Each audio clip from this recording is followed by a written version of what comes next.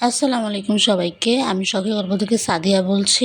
আপনাদের সবাইকে রমাদান মুবারক। আশা করি আপনারা সবাই ভালো আছেন। তো আমি আজকে আবারও নতুন আরেকটি আনকমন রেসিপি নিয়ে হাজির হয়ে গেলাম। তো আমি আজকে বানিয়ে নেব লাউ আর গাজর দিয়ে পোলাও, আর সাথে রয়েছে চিকেন পপকর্ন। তো আমি প্রথমে চিকেন পপকর্নটি বানিয়ে নেব। তো চিকেন পপকর্নটি বানানোর জন্য আমি এখানে মাংসের ছোট ছোট পিস করে কেটে নিয়েছি, দেখতেই পাচ্ছেন। এখন আমি চিকেনটিকে ভালো করে ম্যারিনেট করে নিব। ম্যারিনেট করে নেওয়ার জন্য আমি প্রথমে আদা রসুন দিয়ে দিলাম, তারপর দিয়ে দিব সয়া সস, তারপর দিয়ে দিব চিলি ফ্লেক্স, দিয়ে দিলাম জিরা গুঁড়া, তারপর দিয়ে দিব হলুদের গুঁড়া, তারপর দিয়ে দিব ধনিয়া গুঁড়া, তারপর দিয়ে দিব মরিচের গুঁড়া, তারপর দিয়ে দিব পরিমাণ মতো লবণ, তারপর দিয়ে দিব 2 চামচ পরিমাণ সরিষার তেল। আমি কিন্তু এখানে সবগুলো মশলাই হাফ চা চামচ করে দিয়ে দিয়েছিলাম, শুধু সরিষার তেলটাই 2 চামচ করে দিয়েছি।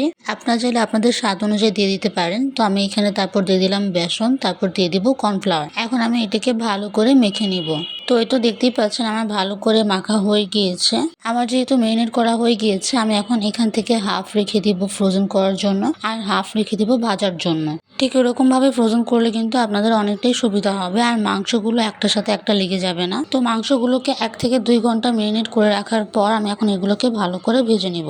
আমাদের কিন্তু মাংসগুলোকে একদম লো ফ্লেমে ভালো করে ভেজে নিতে হবে। হাই ফ্লেমে ভাজলে কিন্তু এটি ভিতর দিয়ে কাঁচা রয়ে যাবে, আর মুচমুচে একদমই হবে না। তো এই তো আমার এপিট ওপিট ভালো করে ভাজা হয়ে গিয়েছে একদম মুচমুচ করে। তো আমি এগুলোকে নামিয়ে নিব। তো এই তো আমার চিকেন পপকর্ন খুবই সুন্দর করে বানানো হয়ে গিয়েছে। আমি এখন বানিয়ে নিব লাউয়ের পোলাও। তো লাউয়ের পোলাও বানিয়ে নেওয়ার জন্য আমি এখানে লাউটাকে কুচি কুচি করে কেটে নিয়েছি, দেখতেই পাচ্ছেন। ঠিক এরকম ভাবে আমি কেটে নিয়েছি, আপনারাও কিন্তু ঠিক এরকম ভাবে কেটে নেবেন। তো লাউটিকে ঠিক এরকম ভাবে কেটে নেওয়ার পর আমি গাজরটিকেও ঠিক এরকম ভাবে কেটে নিব। তো ওই তো আমার সবগুলো কাটা হয়ে গিয়েছে। আমি এখন পোলাওটি ভালো করে বানিয়ে নিব। তো পোলাওটি বানিয়ে নেওয়ার পর আমি একটি পাতিলে অল্প পরিমাণে তেল দিয়ে দিলাম, তারপর দিয়ে দিলাম পেঁয়াজ কুচি দিয়ে দেওয়ার পর দিয়ে দিব তেজপাতাটি দিয়ে দেওয়ার পর আমি এখন এটিকে ভালো করে ভেজে নিব। তো এই তো দেখতেই পাচ্ছেন আমার পেঁয়াজ ভাজা হয়ে গেছে। আমি এখানে পেঁয়াজটিকে খুব ভালো করে ভাজিনি, হালকা করে ভেজে নিয়েছি। তো ভাজা হয়ে গেলে দিয়ে দিব লাউ কুচি, তারপর দিয়ে দেবো গাজর কুচি। দিয়ে দেওয়ার পর আমি 3টি মরিচ দিয়ে দিব, তারপর দিয়ে দিব পরিমাণ মতো লবণটি দিয়ে দেওয়ার পর আমরা এটিকে ভালো করে ভেজে নিব।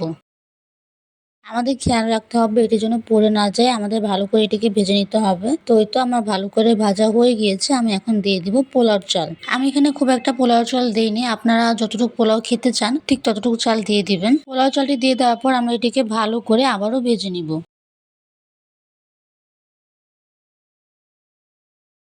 তো এই তো আমার এখানে ভালো করে ভাজা হয়ে গিয়েছে, দেখতেই পাচ্ছেন। আমি এখন পরিমাণ মতো পানি দিয়ে দিব।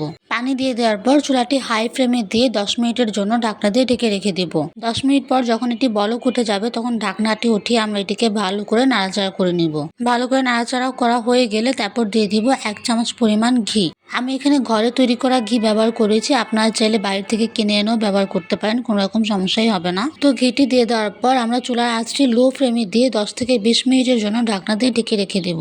10 থেকে 20 মিনিট পর ঢাকনাটি উঠিয়ে আমরা এটিকে নামিয়ে নিব। তো আমি এখন পোলাওটিকে একটি প্লেটে পরিবেশন করে নিব। তো এই তো দেখতেই পাচ্ছেন কতটা সুন্দর করে আমার পোলাওটি তৈরি হয়ে গিয়েছে। লাউ দিয়েও যে এতটা সুন্দর আর এতটা মজার পোলাও হতে পারে, আপনারা কিন্তু এটি ট্রাই না করলে একদমই বুঝবেন না।